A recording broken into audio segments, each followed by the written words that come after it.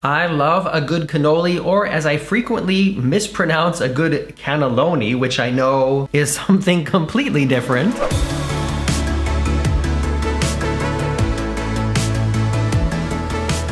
On our recent cruise on the Independence of the Seas, we ate at Giovanni's Table. I'm gonna show you all the food we ordered, talk about some of the highlights and lowlights, and share one service faux pas that I was kind of surprised happened at this upscale dining venue on Royal Caribbean. I'm Morgan from the very unofficial travel guides. I've been making travel videos for over 15 years of popular and not so popular tourist destinations to give you a very honest, unofficial look at what it's like to be there. I'm also the author of the book, Getting Stitches on a Cruise Ship, which shares some of the weird and crazy things that have happened to me while traveling around the world. If you want to pick up a copy, it's available on Amazon now. For many cruisers, food is the highlight of the trip. Not only the fact that for a week or so, you don't have to shop, cook, or clean, and you kind of get that fancy feeling of going out to eat for every meal, but you also get to try dishes that are made in a way that you might not make at home or with ingredients that maybe you can't even get where you live. And the more cruises that I've done, the more I've realized that the food quality and variety and just altogether dining experience varies so much, not only between different cruise lines, but even within a cruise line on different ships. If you're up to date here on the channel, you know the last few weeks have been dedicated to this cruise on the Independence of the Seas, and compared to my cruises on the newer Royal Caribbean ships lately, like the Symphony and the Wonder of the Seas, the Independence was kind of lacking in a lot of areas. But there is one more experience that I wanted to go into in a little bit more detail, and that is our dinner at Giovanni's Table, which I promise you we're getting to in just a minute. Now, you know, there were some disappointments with the food selections on this cruise. The variety and flavor on the Independence just seemed a little bit lackluster, and my sister, who eats gluten-friendly or gluten-free, had kind of a tough time finding enough variety. By the time day 4 rolled around, we were both not really excited about meal times anymore, and as if Poseidon heard our prayers while we were having lunch in the Windjammer that afternoon, a waiter came walking around offering people a 30% discount to dine at the specialty restaurants on that evening. When he got to our table, my sister and I were both like, So we decided to take advantage of this and booked a table for the Italian restaurant that night. On this sailing, if I understand the check correctly, the full price for both of us would have been $95.98, but we got it for $57.59. Take this information with a grain of salt, because I'm pretty sure that the price changes depending on the ship and sometimes even depending on the cruise. I don't think there's like a flat rate fee for every Giovanni's across the whole Royal Caribbean fleet. And you can take a look at the menu here. This is another thing you should be aware of. This menu can change depending on which ship and sailing, and also if you're going for lunch or dinner. If you see something you like, let me know what you would order in the comments. When you fork out the money for a specialty restaurant on board a ship, you're not only paying for an elevated or culinarily specific dining experience, but it's also a lot about the atmosphere. The specialty restaurants are smaller and more intimate, and they're great for a date night or a special occasion, or if you just want to get away from the screaming kids at the table next to you in the main dining room. We've all been there. And when we got to Giovanni's Table that night, I would say the atmosphere was very intimate because there were only 2 other tables seated in the entire restaurant. And honestly, that made it kind of hard to film what the inside of the restaurant looked like other than our table, because, you know, when there's a lot of people sitting there, it's not a problem to do like a sweeping shot of a restaurant. But when there's only 2 people sitting here and 2 people sitting there, as soon as you turn your camera on and point it in that direction, it just kind of looks like you're filming those people, which, you know, it's kind of creepy. So I didn't really film inside what the restaurant looks like, but trust me, it was a very intimate, chill vibe, especially compared to the Windjammer or the main dining room. Soon after we were seated, the waiter explained the menu to us, made his recommendations, and brought us some warm bread with olive oil, balsamico, and some Parmesan cheese grated on top of it. And This was another instance where we noticed Royal kind of dropping the ball when it comes to the gluten-free population, because I had this nice basket of warm bread and my sister asked if maybe they had a gluten-free roll or baguette or something. The waiter said all they could provide was plain white gluten-free toast bread.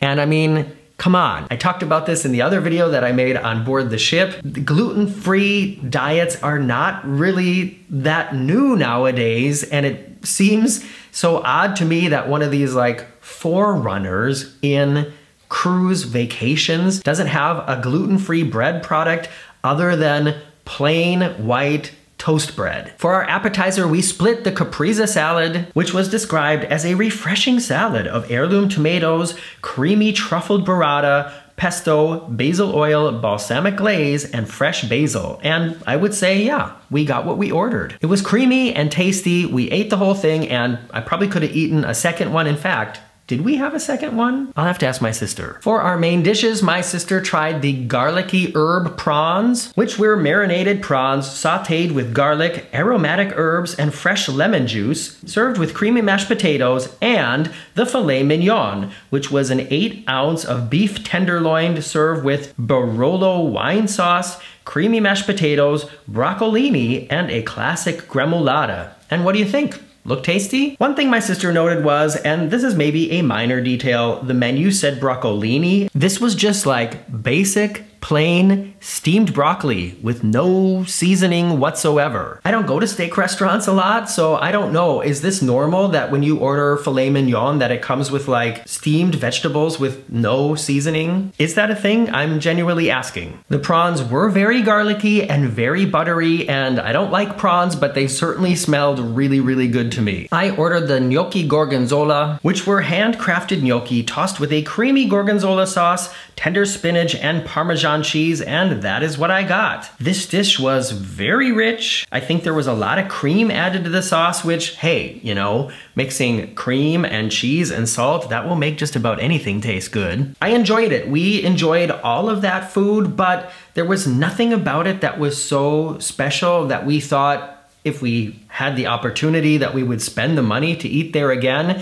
which, let me just compare it to when we cruised with the Symphony of the Seas and there was still Jamie's Italian restaurant on board. Marcus and I went to eat there and that food was that good. We would have eaten there again. We would have spent the money to go back there again if we had the opportunity. It just seemed a little fresher and honestly a little more authentically Italian than Giovanni's. And by the way, in case you don't know this, I'm pretty sure that all the Jamie's Italian restaurants on Royal Caribbean are now closed, unfortunately. But let's move on to dessert, which they did pretty well, with one exception. I love a good cannoli, or as I frequently mispronounce, a good cannelloni, which I know is something completely different. Anyways, the cannoli with lemon and tutti frutti ricotta cream were really good, and I especially love it when the ends of cannoli are dipped in like chocolate sprinkles or those mini chocolate chips. I love that. We also got the chocolate hazelnut cake with praline custard, chocolate mousse, frangelico ganache, and caramelized hazelnuts, and the presentation was maybe a little lacking, but it was rich and thick and chocolatey and just really, really good. And of course, when I say that this is good, food things are so subjective.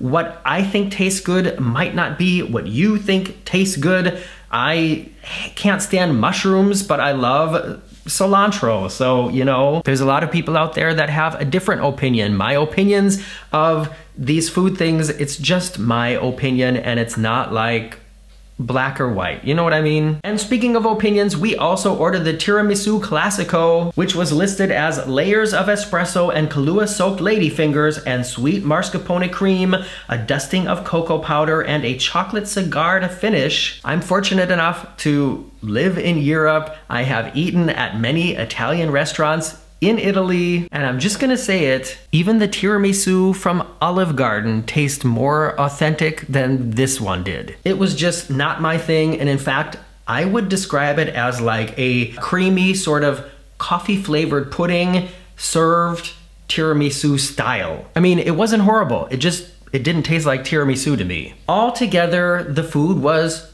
pretty okay, and I may be on a much longer cruise, like a transatlantic cruise, Maybe I could imagine eating at a Giovanni's Table again, just to break up the monotony, and only if there was another deep discount involved. Yeah, both my sister and I, we thought it was fine, but we weren't blown away by the flavors and especially not the service. And now we're gonna come to the point I wanna talk about that might get some people's feathers ruffled, but I'm gonna go there anyways. And before I do, please make sure you're subscribed and press the thumbs up. I feel like Royal markets Giovanni's Table as sort of an upscale venue. And when you consider the full price that you have to pay on top of what you've already paid to be on the cruise, it's kind of expensive. And because of that, I would expect top level service while I'm dining here. And I feel like we didn't get that while we were there. And this is just a nitpicky little thing that probably won't make any difference to a lot of you. The restaurant has its own wine list, and you can order an entire bottle of wine or a glass of wine from several of the selection. And in so many restaurants that I've been to here in Europe, be it in Italy or here at home in Germany, France, wherever, if you order a glass of wine, then the waiter comes to the table with the bottle and pours the wine at the table. In fact, I think even in the MDR on Costa and MSC, and pretty sure on Celebrity as well, I'm pretty sure I can remember the waiters bringing the bottle to the table to pour the glass of wine. Some people are really into their wine, and it gives you the opportunity to check out the label, see the date, read the region that the grapes are from. Maybe you want to take a picture of it so you can order it when you get home. And you know, if you're spending like $18 on a glass of wine, it's kind of nice to just see and confirm, okay, I'm getting the wine that I ordered. But at Giovanni's, they just brought me an already poured glass of wine to the table, which is fine, but it's not the fine dining level experience that I would expect to be getting at a place where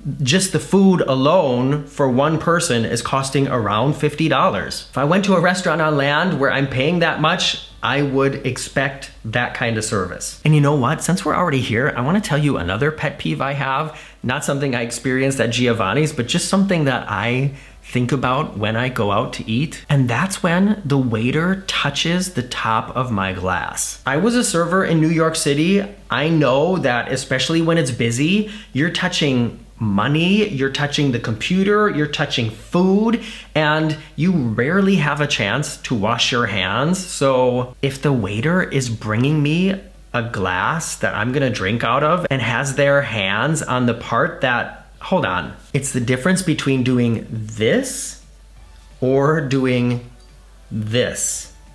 And don't even get me started on this. I've seen that too. I don't know where their hands have been. I don't know how long it's been since they've had the chance to wash their hands, and all this might be going in my mouth. And it just kind of grosses me out to think about it. It's not something I mention or complain, it all stays in my head. But do any of you think about that or notice it too? The next time you go out to eat now, I bet you will notice it. You're gonna be looking at their hands and their fingers while they're bringing the drinks to the table. And then you can think about me. Well, anyways, that was our dining experience at Giovanni's Table on the Independence of the Seas. Altogether, it once again solidified my opinion that the specialty restaurants or upcharge restaurants on ships are not necessarily worth the money. And on most ships, I'm usually perfectly happy with the food that is included in the price anyways. I'm also interested to know, do you have like a go-to specialty restaurant on Royal Caribbean or any other cruise line that you know, okay, if we're cruising and they have this restaurant, we're definitely going there? Please let me know what it is in the comments, and I hope to see you back here soon. Bye-bye.